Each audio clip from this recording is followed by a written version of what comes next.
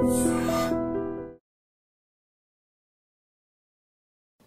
Hello, నమస్తే, welcome back to iDream media. ఈరోజు మనతో ఉన్నారు ఫైనాన్షియల్ అడ్వైజర్ అయిన రమేష్ పసుపులేటి గారు. సార్తో మాట్లాడదాం. నమస్కారం సార్. నమస్తే అండి.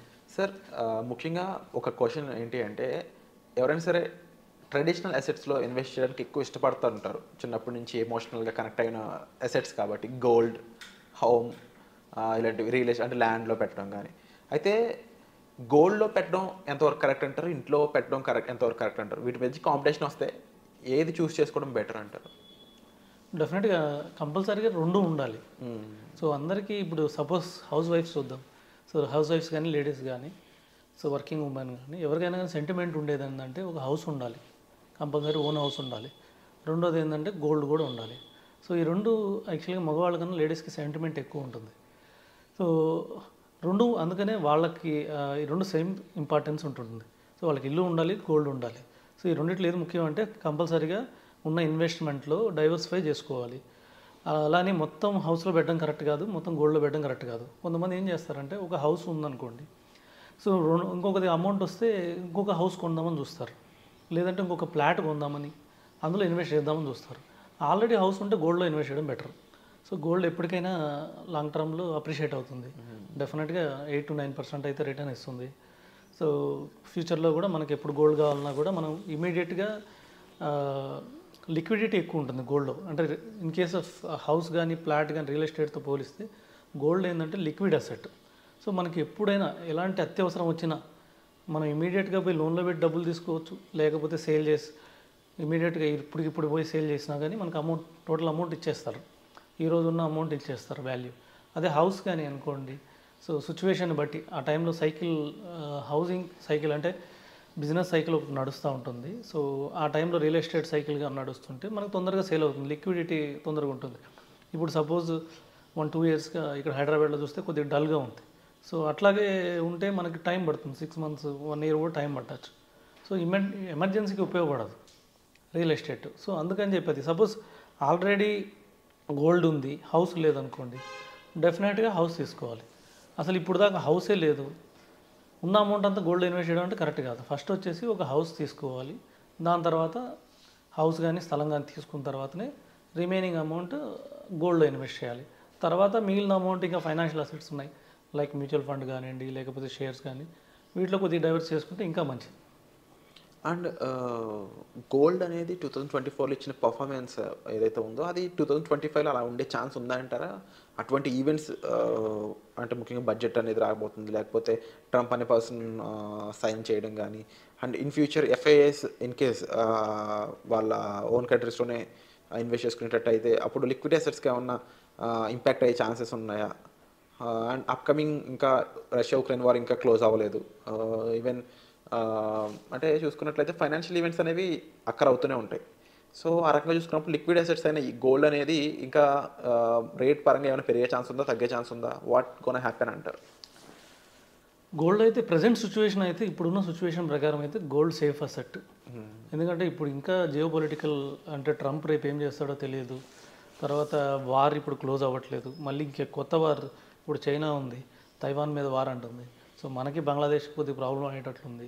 సో ఇలాంటి ప్రాబ్లమ్స్ ఉన్నాయి. ఇంకా వరల్డ్లో కూడా ఇప్పుడు ఇరాక్, ఇరాన్, సో లేకపోతే రేపు హమాస్, సో ఇజ్రాయెల్ ఇప్పుడు సైలెంట్గా ఉన్నాయి. మళ్ళీ నైట్ ఒక మళ్ళీ ఏమైనా మిసైల్ షూట్ చేసాయనుకోండి, మళ్ళీ స్టార్ట్ అయిపోతుంది టెన్షన్, పొలిటికల్ టెన్షన్. సో ఇప్పుడున్న సిచ్యువేషన్ అయితే కొద్దిగా గోల్డ్ సేఫ్ అసెట్గా మనం తీసుకోవాలి. ఇంకొక దేని మీద ఆధారపడి ఉందంటే మన బడ్జెట్ మీద కూడా ఆధారపడి ఉంది. రాబోయే బడ్జెట్ రేపు February 1వ తారీఖు న్యూ బడ్జెట్ వచ్చినప్పుడు లాస్ట్ టైం బడ్జెట్లో ఏం చేశారంటే 15% ఇంపోర్ట్ డ్యూటీ ఉండింది గోల్డ్. సో మన ఇండియాలోకి ఇంపోర్ట్ కావాలంటే గోల్డ్ మనం 15% దానికి ఇంపోర్ట్ డ్యూటీ పే చేయాల్సి వచ్చేది. అది ఇప్పుడు 6% తగ్గించారు లాస్ట్ ఇయర్ బడ్జెట్లో.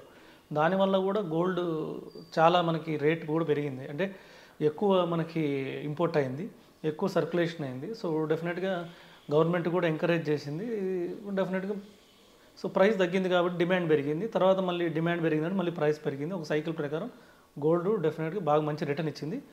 ఇప్పుడు వచ్చే బడ్జెట్లో రేపు నిర్మలా సీతారామన్ మళ్ళీ 6 నుంచి 15% చేసింది అనుకోండి, అప్పుడు కొంచెం మళ్ళీ ఇంపాక్ట్ అయ్యే అవకాశం ఉంది. సో లాస్ట్ ఇయర్ చేయడానికి కొన్ని కారణాలు ఉన్నాయి. సావరెన్ గోల్డ్ బాండ్ ఉంది, అది మెచ్యూరిటీకి వచ్చింది లాస్ట్ ఇయర్, గవర్నమెంట్ పే చేయాలి. ఈ సావరింగ్ గోల్డ్ బాండ్కి గవర్నమెంట్ తీసుకున్న స్టెప్ వల్ల వాళ్ళకి 1 lakh crores మిగిలిపోయినాయి. ఇంపోర్ట్ డ్యూటీ తగ్గించడం వలన సో వాళ్ళందరికీ గోల్డ్ ఇవ్వడానికి గవర్నమెంట్ ఎక్కువ ఇంపోర్ట్ చేసుకుని వాళ్ళకి గోల్డ్ ఇచ్చేసింది. తర్వాత ఏమైందంటే వాళ్ళ గవర్నమెంట్కి కూడా 1 lakh crores వరకు సేవ్ అయిపోయినాయి. దానికోసమనే లాస్ట్ ఇయర్ ఈ స్టెప్ తీసుకుంది. ప్లస్ ఏం చేసిందంటే ఇండియా కూడా కొద్దిగా గోల్డ్ రిజర్వ్స్ పెంచుకుంది లాస్ట్ ఇయర్. ఆల్మోస్ట్ వరల్డ్లో మనం 3rd లార్జెస్ట్కి వచ్చేసాము గోల్డ్ రిజర్వ్స్లో. సో ఇప్పుడు మన దగ్గర కూడా 850 tons గోల్డ్ ఉంది. సో లాస్ట్ ఇయర్ మనం కూడా 3rd లార్జెస్ట్ ఇంపోర్టర్ వరల్డ్ వైడ్లో. సో అలాగా సరే ఇప్పుడు ఆల్రెడీ చేసుకున్నాం, రిజర్వ్స్ వచ్చేసినాయి. ఇంకా చాలా అనుకుంటే గవర్నమెంట్ మళ్ళీ 6 నుంచి 15% రిజర్వ్ చేస్తే కొద్దిగా గోల్డ్ రిటర్న్ తక్కువ ఇచ్చే అవకాశం ఉంది. ఇట్లాగే వార్ సాగిపోయినా కూడా కొద్దిగా గోల్డ్ రిటర్న్ తక్కువ ఇచ్చే అవకాశం ఉంది.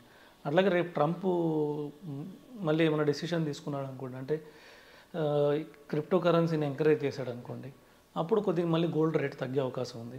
కానీ ప్రజెంట్ సిచ్యువేషన్ అయితే గోల్డ్ డెఫినెట్గా ఒక ఇన్వెస్ట్మెంట్.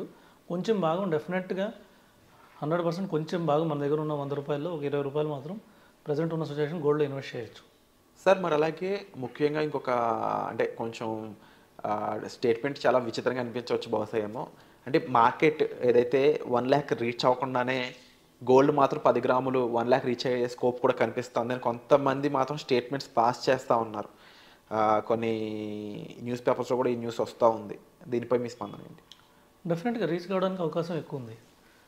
ఇప్పుడు ప్రజెంట్ సిచ్యువేషన్ అయితే డెఫినెట్గా గోల్డ్కే పాజిటివ్ ఉంది. అంటే మార్కెట్ కన్నా ఈ ఇయర్ చూస్తే గోల్డే ఎక్కువ పాజిటివ్గా అనిపిస్తుంది.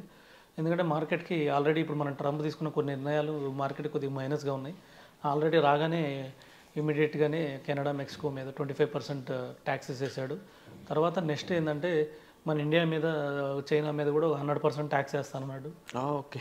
సో మన మీద అయిపోయినా చైనా మీద 100% వేసినా మన మీద కూడా ఇంపాక్ట్ అయ్యే అవకాశం ఉంది. సపోజ్ మన మీద 100% కాకపోయినా 20%, 10% అయితే మనం ఇండియా మీద వేయచ్చు అని ట్యాక్స్ వేయచ్చు అన్నారు.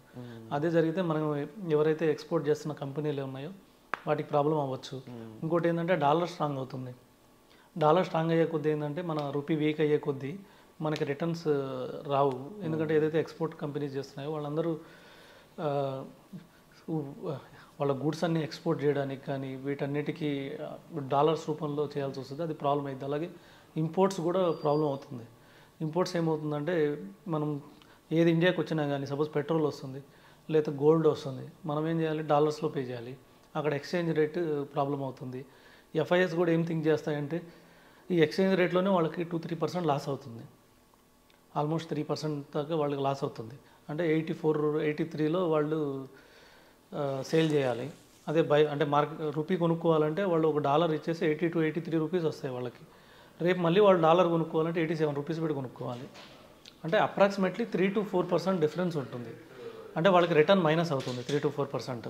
సో ఆ విధంగా ఎఫ్ఐఎస్ ఏం చేస్తాయంటే సపోజ్ మనం ఇండియన్ మార్కెట్ 15% రిటర్న్ ఇచ్చినా ఈ 4% ఇక్కడ ఎక్స్చేంజ్ రేట్ పోతే 11% వచ్చింది అనుకోండి, అదేదో వాళ్ళకి యూఎస్ మార్కెట్లోనే వస్తుంది, వాళ్ళు ఎక్స్చేంజ్ చేయాల్సిన అవసరం లేదు. అలాంటప్పుడు కొద్దిగా ఎఫ్ఐఎస్ విడ్రా చేసుకునే అవకాశం ఉంది. సో ఇలాంటి ఇన్ని పాయింట్స్ ఉన్నాయి కాబట్టి మన మార్కెట్కి కొద్దిగా మైనసే కనబడుతుంది. ఈ ఇయర్ అయితే కొద్దిగా తక్కువ రిటర్న్ ఎక్స్పెక్ట్ చేసుకోవాలి. చాలామంది last year mid cap funds లేకపోతే కొన్ని ఫండ్స్ 50% ఇచ్చాయి, 70% ఇచ్చాయి మాట్లాడుకున్నారు. కానీ ఈ ఇయర్ అయితే 12% కన్నా ఎక్కువ ఎక్స్పెక్ట్ చేయడం బెటర్ మార్కెట్లో. ఆ విధంగా చూస్తే గోల్డ్లో డెఫినెట్గా 15-20% రిటర్న్ ఎక్స్పెక్ట్ చేయొచ్చు అని చెప్పొచ్చు. 1 lakh టచ్ అయినా కూడా ఆశ్చర్యపోవాల్సిన అవసరం లేదు. Wonderful sir. సో వేచి చూద్దాం నెక్స్ట్ ఏ విధంగా గోల్డ్ అనేది మారబోతుంది అనేది. And thank you so much for the update sir. Welcome.